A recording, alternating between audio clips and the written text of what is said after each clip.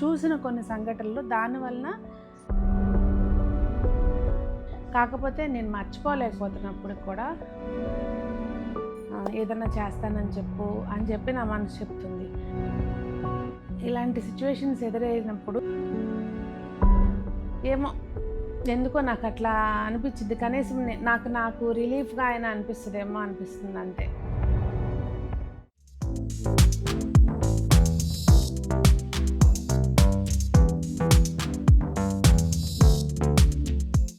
పెద్దలందరికీ నమస్తే, పిల్లలందరికీ హాయ్. ఎలా ఉన్నారు? అందరూ బాగున్నారా? మేము చాలా బాగున్నామండి. మీరు కూడా చాలా చాలా బాగున్నారని ఆశిస్తున్నాను. ఈరోజు కొంచెం విచిత్రమైన వీడియో అనమాట. అంటే ఈ మధ్యకాలంలో నేను మెట్రోలో ఎక్కువగా తిరుగుతున్నానన్నమాట. అంటే కూకట్పల్లి ఎప్పుడు వెళ్ళినా కూడా మెట్రోలోనే వెళ్తున్నాను. కనుక నాకు ఎదురైన కొన్ని సంఘటనలు మీతో షేర్ చేస్తానండి. అంటే నాకు ఎదురైన సంఘటనలు అనే కంటే నేను చూసిన కొన్ని సంఘటనలు దానివలన నా ఆలోచనలు కొన్ని మీతో షేర్ చేస్తా. నేను Sunitha, welcome to the Telugu house wife. ఈ వీడియో వాస్తవంగా మిమ్మల్ని ఒక సలహా అడగటం కోసం చేస్తున్నానండి. ఏంటంటే ఈ మధ్య అంటే మన వస్త్రధార కూకట్పల్లి బ్రాంచ్ ఓపెన్ చేసిన తర్వాత ఒక 3-4 నెలల తర్వాత అన్నమాట. అంటే దాదాపుగా కాదు, సంవత్సరం అయిపోయింది అనుకోండి ఈ సంఘటన జరిగి. కాకపోతే నేను మర్చిపోలేకపోతున్నప్పుడు కూడా అది ఏంటంటే, ఒకరోజు నేను మార్నింగ్ ఇక్కడి నుంచి వెళ్తున్నానండి. మెట్రోలో ఇద్దరు ట్విన్స్ పాపలు అనమాట. ఒక ఆవిడ పిల్లల్ని తీసుకుని వెళ్తున్నారు. అయితే ఇద్దరికి గ్రహణం ముర్రు అంటారు కదండి, అది ఇద్దరు పిల్లలకి ఉంది. వాళ్ళిద్దరికీ మ్యారీగోల్డ్ బిస్కెట్ ఇచ్చారనమాట తినడానికని చెప్పి. అంటే ఎంత ప్రాబ్లం ఉంది అంటే దాదాపుగా ఇది ఇలా ఓపెన్ అయిపోయింది అసలు. అంటే మరి లోపల కూడా వాళ్ళకి ఏమన్నా ప్రాబ్లం ఉందో ఏమో తెలియదు కానీ ఆ 1 మ్యారీగోల్డ్ బిస్కెట్ నేను కేపీహెచ్బి దిగుతాను కదా, అప్పటికి ఇంకా వాళ్ళు దిగలేదు. వాళ్ళు మేబీ అవతలకి ఎక్కడికన్నా వెళ్ళాలేమో పైకి. అప్పటి వరకు అది తినలేకపోయారనమాట. నాకు అంటే నేను క్లీన్గా వాళ్ళని అబ్జర్వ్ చేస్తున్నా, వాళ్ళు కూర్చుంది అవతల వైపు, నేను ఇటువైపు ఉన్నాను. నా మనసేమో ఎంతసేపు వెళ్ళు వాళ్ళతో మాట్లాడు, ఏమన్నా నీకు చేతనైనంతగా ఏమన్నా వాళ్ళ ట్రీట్మెంట్కి హెల్ప్ అయితే అవసరమైతే ఏదన్నా చేస్తానని చెప్పి నా మనసు చెప్తుంది. నా బ్రెయిన్ ఏమో అంటే మనకు తెలియదు కదండి, వాళ్ళ అంటే చూస్తేనేమో కొంచెం ఫైనాన్షియల్గా చేపించుకునే స్థితిలో లేరన్నట్టే అనిపించింది నాకైతే.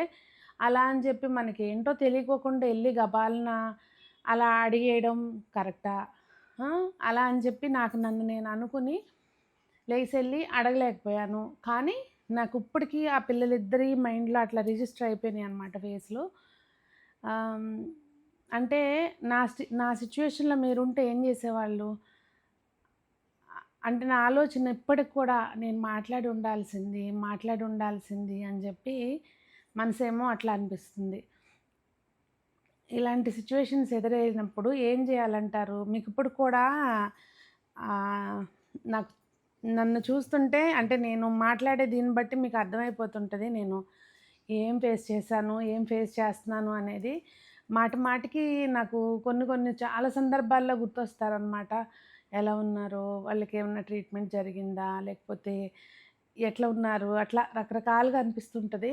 అలా అని చెప్పి మనము చేయలేమనుకోండి. కానీ మీరు కూడా ఇలా ఆలోచిస్తారా? ఒకవేళ మీరుంటే ఏం చేస్తారు? ఇదొకటి.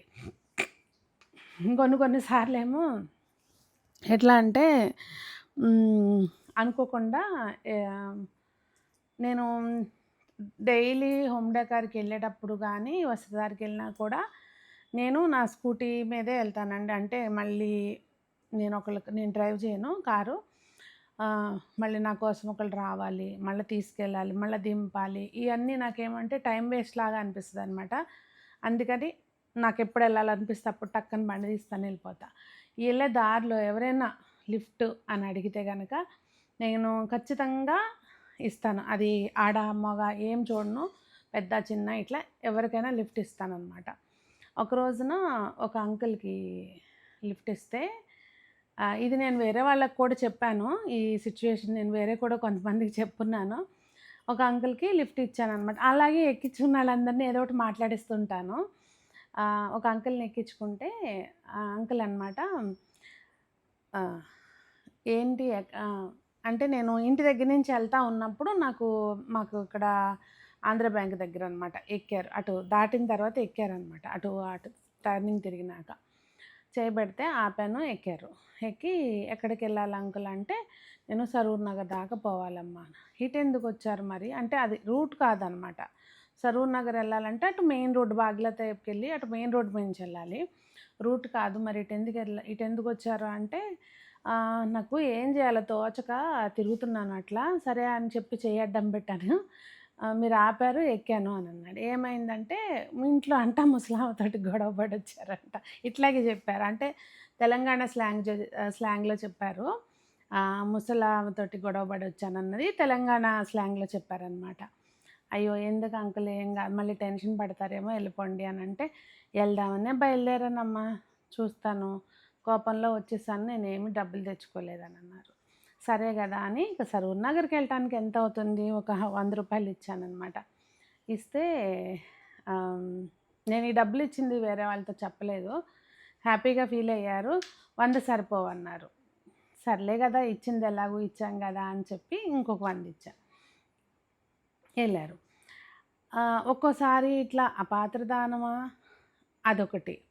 ఇదయిపోయిందా మళ్ళీ ఇంకొక రోజు ఏమైందంటే, సునీత గారు ఎందుకింత ఆలోచిస్తారు అని అనుకుంటారేమో మీరు చూస్తే. నాలాగా వీడియో చూసేవాళ్ళు చాలామంది ఉంటారేమో అని నాకనిపిస్తుంది. ఒకరోజు హ్మ్, సరూర్ మన ఎల్బీ నగర్‌లో దిగి వస్తున్నానండి. అప్పుడు ర్యాపిడో బుక్ చేసుకొని వచ్చేదాన్ని కాదనమాట. నేను ఎవరో ఒకళ్ళు మళ్ళీ తీసుకొచ్చేవారు నన్ను ఎల్బీ నగర్ నుంచి. నేను వెయిట్ చేస్తా ఉన్నా. ఈ లోపల ఒక ఆయనొచ్చి, అంటే పెద్దాయన, మరి ముసలాయనేం కాదు. కొంచెం ఒక 55 ఇయర్స్ అట్లా ఉంటాయేమో. 55, 60 లోపలే, 50, 55 అలా ఉండొచ్చేమో.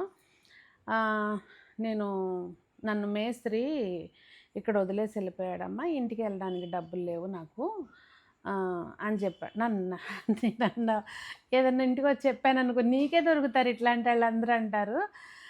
అని అనేసరికి సర్లే, ఇప్పుడు కొన్నిసార్లు అలా అని చెప్పి హెల్ప్ చేయకుండా వచ్చేసామనుకోండి, నాకైతే పీకుతా ఉంటదనమాట ఇంకా. నేనేం చేశాను, ఎక్కడికెళ్ళాలి అని అడిగితే హయత్ నగర్ అన్నారు. హయత్ నగర్‌కే కదా అని చెప్పి ఒక రూ. 50 ఇచ్చాను. సర్లే వచ్చేస్తారు కదా! సర్వీస్ ఆటో ఎంత అప్పుడు 10, 20 తీసుకుంటారేమో అంతే. సరే కదా అని ఒక 50 ఇచ్చా. ఇంకా మళ్ళీ డబ్బులు అడగలేదులెండి ఆయన, 50 తీసుకున్నారు. తీసుకున్నాక నాకు అక్కడ మాకు యూటర్న్ తీసుకొని రావాలి. వెహికల్ రావడానికి టైం పట్టిందనమాట. నేను వెయిట్ చేస్తా ఉన్నా. చేస్తా ఉంటే మళ్ళా సేమ్ అంటే ఇప్పుడు ఆయన హయత్ నగర్ ఎళ్ళాలంటే ఇటుకొచ్చి ఆటో ఎక్కేసేయాలి. ఎక్కకుండా వెనక్కెళ్ళిపోయారనమాట. వెనక్కెళ్ళి నేను అక్కడే ఉన్నాను గదా! ఒక 10 మినిట్సు ఒక 5 మినిట్స్ తర్వాత మళ్ళీ వేరే వాళ్ళని కూడా అడుగుతున్నారు. ఓహో! ఇట్లా గూడానా? అంటే వాస్తవంగా జెన్యూన్‌గా ఎవరికైనా అవసరం ఉన్నా కూడా మనం హెల్ప్ చేయలేకపోతున్నాము. ఏది ఇట్లాంటి సంఘటనల మూలంగా. కదా! సో, ఎవరు నిజం చెప్తున్నారు, ఎవరు అబద్ధం చెప్తున్నారు, అసలు బయట ఏం అర్థం కావట్లేదు. నేను చాలా ఎక్కువ ఆలోచిస్తానేమో మేబీ ఇట్లాంటి చిన్న చిన్న విషయాలకి చాలా ఎక్కువ ఆలోచిస్తా. పెద్దయయితే అంత పట్టించుకోను గానీ, ఇవి బాగా నాకు మైండ్‌లో రిజిస్టర్ అయిపోతాయనమాట. ఒకవేళ నన్ను నిజంగానే నేను డబ్బులు ఇవ్వకుండా వచ్చాననుకోండి, అది అక్కడ 50, 100 అనేది కాదు. అపాత్రదానం అంటారు చూసారా అట్లా. అత్తయ్య ఎప్పుడు అంటారనమాట, డబ్బులుగా ఎవరికివ్వద్దు, ఇస్తే వాళ్ళు తాగినా గానీ మళ్ళీ ఆ డబ్బులు తీసుకెళ్ళి తాగి తిరుగుతారు అట్లా అని చెప్పి. అలా ఇవ్వకుండా వస్తేనేమో అదొకలాగా అనిపిస్తది. సాయం చేస్తేనేమో మన కళ్ళ ముందే వాళ్ళు మళ్ళీ వేరే వాళ్ళని ఇట్లా డబ్బులు అడుగుతుంటే, అంటే మనం మోసపోయామా అనిపిస్తది. వాస్తవంగా నిజంగా ఈ క్వెషన్స్‌కి నా దగ్గర నా మైండ్‌లో ఇట్లాంటియన్నీ తిరగటం మూలంగానేమో కొన్ని కొన్ని సార్లు అసలు అవసరమైనయి గుర్తుండకుండా అయిపోతది. నేనే ఎక్కువ ఆలోచిస్తున్నానా? ఇలాంటియి మీరు కూడా ఆలోచిస్తారా? ఒకవేళ ఇలాంటి సిట్యుయేషన్‌లో మీరుంటే ఏం జేస్తారు అనేది కామెంట్ చేయండి. కొన్ని కొన్ని హ్యాపీనెస్‌నిస్తాయండి. ఇట్లా మనకు తెలియకోకుండా చేసే హెల్ప్స్ ఉంటాయి చూసారా? చిన్నయే ఇవి. ఇవి చాలా చిన్న సహాయాలు. అలా అని చెప్పి ఒకరోజు ఏమైందంటే, నేను వస్త్రధారికి వెళ్తున్నాను హోమ్ డెకార్ నుంచి. మాకు రెడ్ ట్యాంక్ దగ్గర నుంచి లోపలికి తీసుకున్న తర్వాత ఒక పెద్దావిడ చెయ్యి అడ్డం పెట్టారనమాట. ఎక్కించుకున్నా. కొంచెం ఎక్కించుకున్న తర్వాత ఆవిడ నేనేం మాట్లాడించుకోకుండానే దగ్గరే ఎక్కడికెళ్తావమ్మా అంటే నేను చెప్పాను. ఎక్కారు. ఎక్కిన తర్వాత అంటే కొన్ని మాటలండి మనకి ఆవిడ రూపం మర్చిపోను నేను. ఆవిడ ఎక్కంగానే ఎక్కడికెళ్తున్నావంటే మాది ఇక్కడ షాప్ ఉందండి పలానా చోట అని చెప్పాను. అమ్మ ఎవరిని చేయి అడ్డం పెట్టినా ఆపరమ్మా, అసలు ఆటోలేమో ఎల్లవు ఈ ఏరియాలోకి, థ్యాంక్స్ అని చెప్పారు. ఎక్కడి నుంచి వస్తున్నారా ఆంటీ అంటే వంట చేసుకుని, అంటే గర్ల్స్ హాస్టల్స్ ఉంటాయి కదండి, దానిలో వంట చేస్తారంట ఆవిడ.